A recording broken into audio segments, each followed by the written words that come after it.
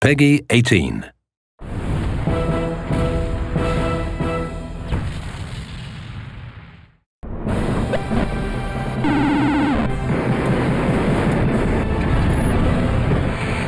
are turning into monsters!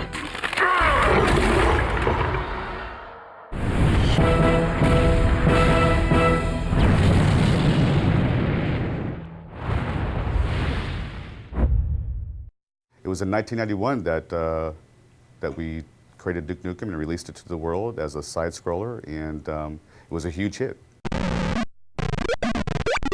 Our inspiration back then was comic books because we always felt like if you focus on the character, there's no end of stories. Duke does it his way, and his way is very entertaining. It's a wild thing. The original name for the game was actually called Heavy Metal, and the idea was to have sort of an anti-hero who was very much sort of a renegade in society and sort of, an ex-military guy who went rogue.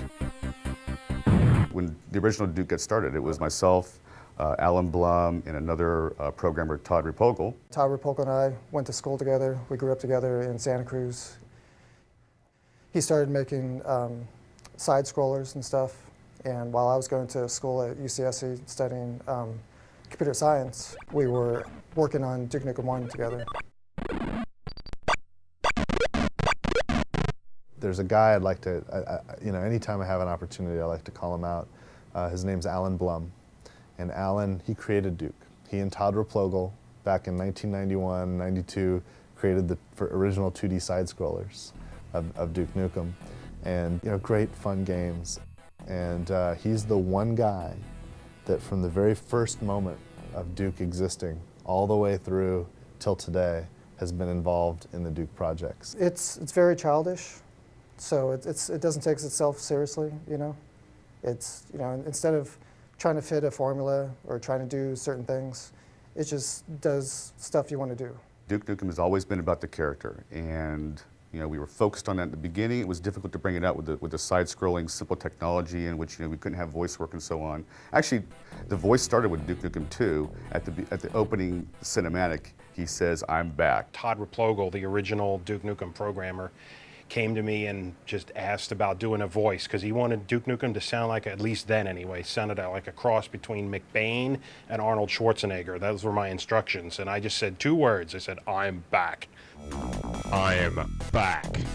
The original Duke that Todd and I were working on didn't really work well, and when George joined the company, he actually spent several nights kind of redesigning, and back in those days, it's like, it was EGA and very pixelated stuff, but he gave Duke his little smile and gave it the yellow haircut and everything, and kind of really made the character look the way he still looks today. What? Did you think I was gone forever? Too long. We've waited too long, frankly. And I don't know if there's anything that could live up to the idea of 15 years of development, but this is absolutely a worthy successor and a worthy sequel to the game. I think that this is what fans have wanted to come out, and it's finally come out. I can't be more excited. If you're a Duke fan, and especially you're one of the fans that hang out on the 3D Realms forums for all that time, refusing to give up, refusing to, give in to the naysayers or whatnot, you're going to have a blast with this because it is a hell of a lot of fun.